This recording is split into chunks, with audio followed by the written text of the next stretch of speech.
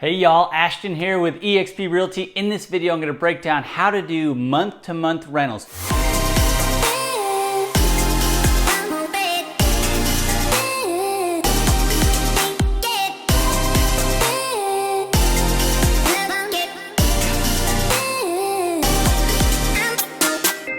A broad overview of how to do this is basically you furnish a property for somebody to come with their suitcases and stay as long as necessary. It could be 1 month, it could be 6, 8, 10 months. Sometimes it's people who are moving to Austin from out of state, don't know exactly where they want to purchase a home yet, but know that they want to purchase. So they need a place to stay, a ground zero for them while they're on their search, so that when they're searching, they can figure out where they want to move to so they can make an educated, informed decision. So what we are doing is we are charging a premium for a furnished rental for something that is not such a long-term rental like a typical 12-month lease would be, and it is a perfect scenario for a lot of people coming to Austin. And when I say furnish, I mean coffee makers, shampoo and conditioner, toilet paper, towels, sheets, pots, pans, everything you would need for a few months. And I've found with this type of rental, it's super easy to justify getting these people nice things. They're paying a premium, I'm making a premium every single month, and so, you know, getting nice things in the apartment is not really a bad thing because they like it, they value it more,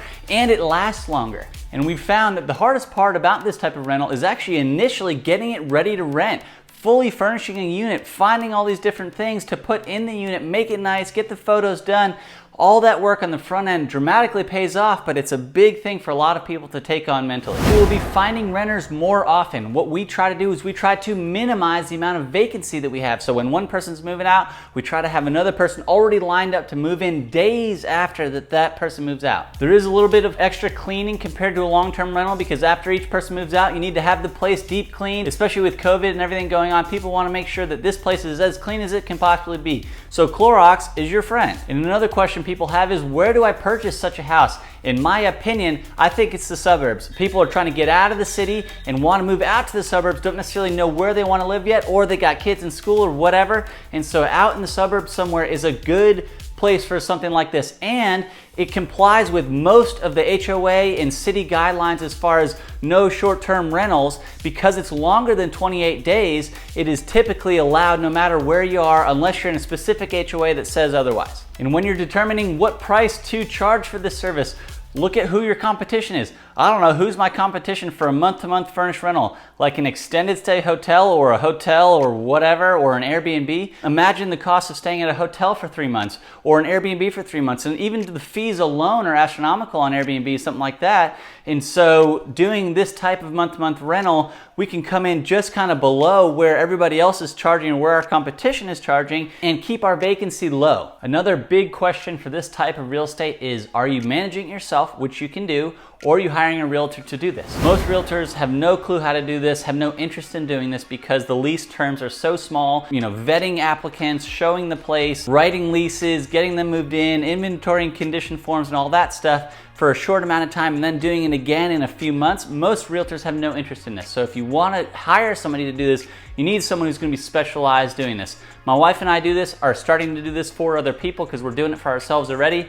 Would love to talk to you about that, but you can also do it yourself. You can put these listings on Zillow or HotPads or MLS. I have found personally that I get more phone calls if it's listed in MLS as well, and that's not a huge deal for me to do, but it's something that will help you keep it rented. My whole goal is to minimize the amount of vacancy. Collect a premium for as many days or as many months of the year as I can and minimize the amount of vacancy. Of course, compared to a long-term rental, this is incredibly more lucrative, but compared to a short-term like an Airbnb rental, it's way more safe, less cleaning, and still a great return. As usual, if you're doing it yourself, you want to properly vet these applicants. Again, what that means is getting it up listed online with enough time for people to make an informed decision. If somebody is moving from California, they find a place like this, or moving from New York, or in between the sale of their house and the purchase of a new house, they need a place to stay. And oftentimes there is a certain window that they're gonna need this. Within 30 days of needing a place, they're looking. They are motivated. So you can do this yourself. You put it on there, people call you. If you have great photography and if you have a floor plan online, they can make an informed decision without actually ever seeing the property, which is great, especially if it's occupied by another renter still. Not only is finding a great renter important, but also getting the leases signed. Currently, we're using a regular Texas Realtor's lease, which you can use as well. We collect a full month's rent of security deposit, so that kind of keeps us covered in case anything goes awry. And of course, when it comes to all renters, something like this, it could be an extended period of time, so you want to get to know your renters. Do they have pets? Is their job secure? What are they doing? What's the purpose of them renting this place, so that you can make sure that they are a great candidate for what you are offering. You want to make sure you're also doing a dated video walkthrough before each tenant, so you have an accurate description of what the property looks like before they move in. I also recommend getting inventory and condition forms to the people when they move in, so they can fill those out. If there's any repairs that need to be done or anything that's not perfect, they can notate it on there so you don't bill them later after they move out and you can deduct it from their security deposit. You take the full amount of their security deposit and minus any sort of expenses or cleaning or whatever repairs, and then you send them a printed out version of that deduction sheet along with the rest of their security deposit within 30 days of them moving out, and they're good to go, and you've already got a new tenant in there doing the same thing. So this is a good way to keep this unit in impeccable condition. One of the parts of my mission statement is promoting the flourishing of those people around me, particularly my customers, friends, family. I have a lot of people doing this right now because it is so lucrative. My goal is to help people get their passive income to exceed their monthly expenses on a regular basis.